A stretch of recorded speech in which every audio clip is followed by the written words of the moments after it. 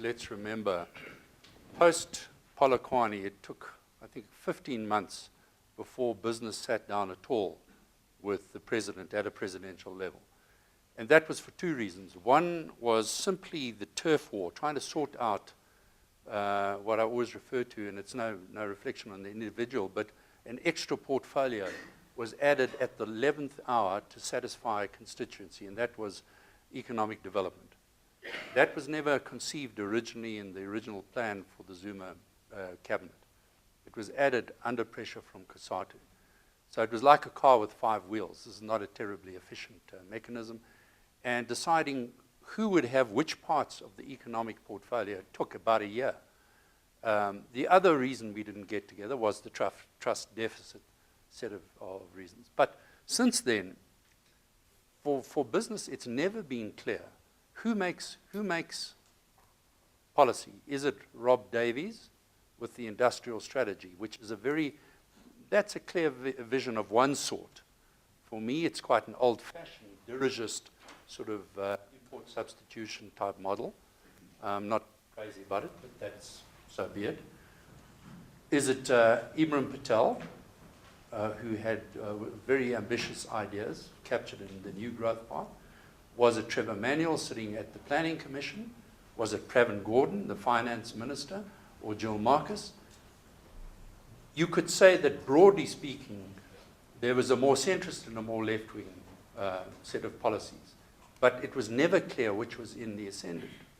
And that created confusion. And when we tried to sit down with government, it would very much depend who was in the chair as to which version of reality we would get. We'd either get the Ibrahim Patel model, or we'd get the sort of Trevor Manuel, Pravin Gordhan model. And they differed very substantially on a whole range of things. We now, I think, have fixed some, and Aubrey is really quite right in saying that the NGP, the National Development Plan, isn't a set of policies. And we're not going to agree on everything, and there are some contradictions even within that. But it's, I think, a whole lot clearer than the New Growth Path. And if it is implemented with some energy, then it will, I think, take us further. But there are a lot of choices there. And Aubrey, I think, illustrated in his discussion about Cyril Ramaphosa's role. This is going to lead to huge tensions within the alliance because some people will be unhappy whatever line you take. And so we're drawing near to the hour, and I just wanted to say that notwithstanding all these difficulties, I do think that attacking the trust deficit is terribly important. I think it's much better to deal with it incrementally on a sort of issue-by-issue, sector-by-sector basis, and only later on try to end up in a big meeting. I think it's a mistake to start with the big meeting. There are too many gaps at the moment. But we're going to have to just push very hard. Meantime, there are some things like the employment issue that can't wait. We really need to tackle that straight away. I am very worried by the fact that we seem to be failing to find a cure for the deficit of trust and confidence between the ANC and big business. In different ways, both parties are to blame for this deficit of trust and confidence. I mean, you look at how the mines minister responded.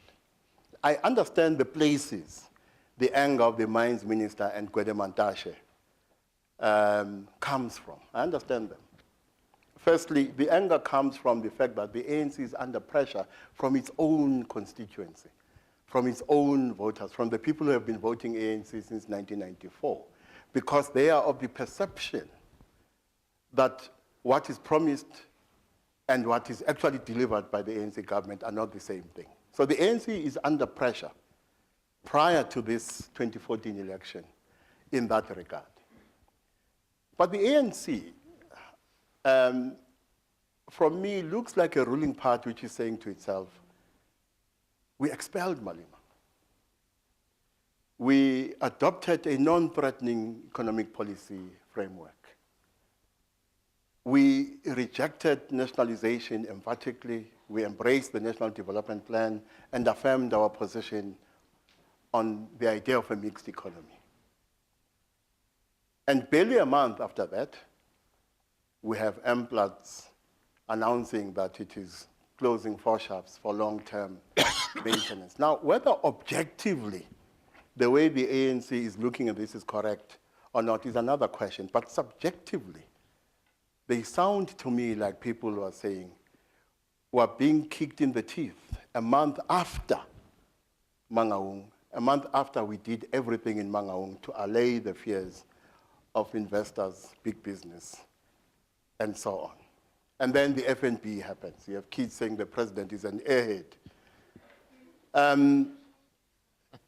So these two things feed into this climate of this deficit of trust and confidence between the ANC and big business. And what saddens me is that, in part, our future depends quite a lot on the ability of business and the ANC government to find each other.